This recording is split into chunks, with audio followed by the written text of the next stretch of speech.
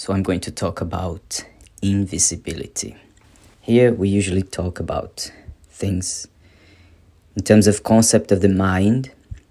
Sometimes we extend to it's a design of nature that you can observe in yourself, and you can illustrate with movies sometimes. But this is going to be an illustration of a real event and how that could explain how invisibility is a real thing, and it's part of the nature design. It's evidence that nature is designed in a strange way, right? And since we usually deal with the linguistic strangeness, so obviously our interest is on the strangeness categories, on the categories of weird things, odd things that are easily explainable. So here we go then. So we start with an explanation using a metaphor, right? A very easy metaphor that it's very commonly accepted nowadays. Think in terms of reality as a simulation, and imagine that every person lives in a certain frequency, right? So depending on the frequency a person is vibrating, let's just say, I don't believe in those things. However, that's just one way of explaining, right? It will become visible or not, but that happens at a subconscious level.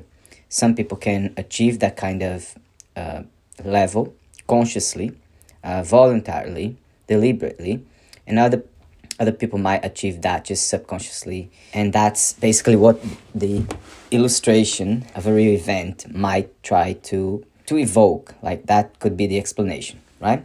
Someone who did that, possibly involuntarily, but it's within the subconscious, right? Let's go.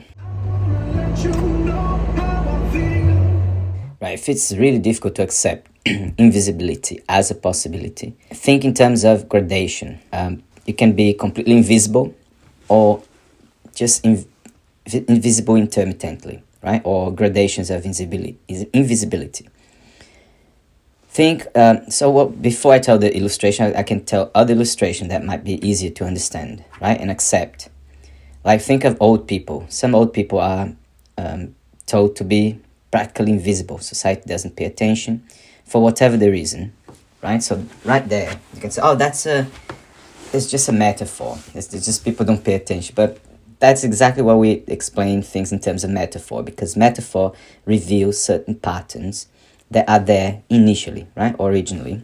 Another thing, think of if you ever been in a place with 100 of people or just 50 people, right? Like classmates, co-workers. Some people you might share the same building a lot and never even recognize each other, never notice each other. So right there's a question of a person maybe being quiet and being less expansive, right? And or another person who doesn't pay attention much to who is who. Right? It could be a combination of both, but somehow you can see that there's gradations of invisibility. Some people, right? Here we go to the example. So you take it however you want, the illustration, right? It was back in a time that happening after 2012. There was a burglary in my neighbor's house, right? Someone entered and took a big TV, those large TVs, computer, right? And like, how?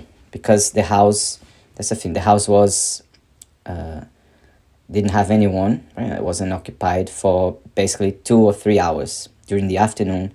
No one knew that. Even I didn't know, because there's always people in there. I was actually there at the moment this happened. And did we see the burglar?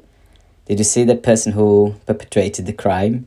Yes, we did, through a camera. There's a camera on another neighbor's house who could see the front of my house and the front of my neighbor's house, right?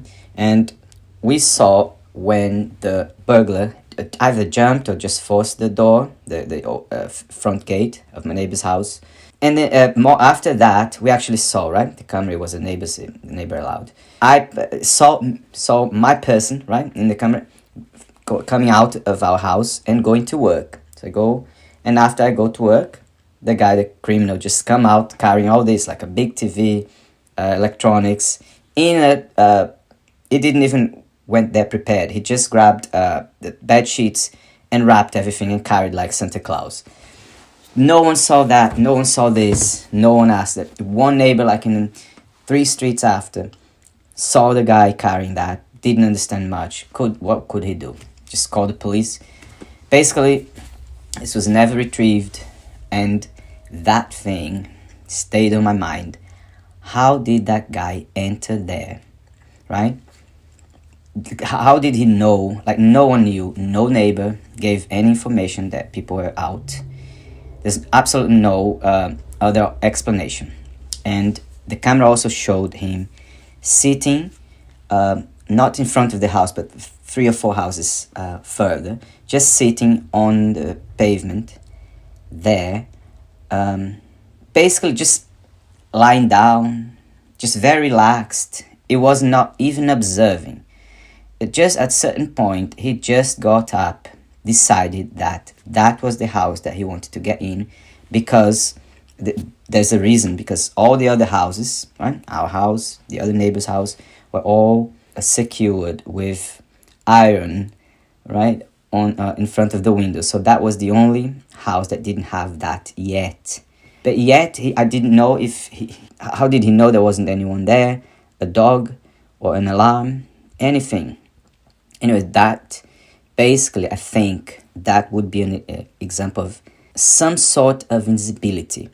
What we saw there, captured by the camera, was the surface of the event, right? The surface. The way that guy managed to miss absolutely anyone else, including myself going to work almost at that moment, that's what you can see. Somehow there's some sort of invisibility going there in terms of people's mind, and that happens through people's perceptions. That's the whole thing.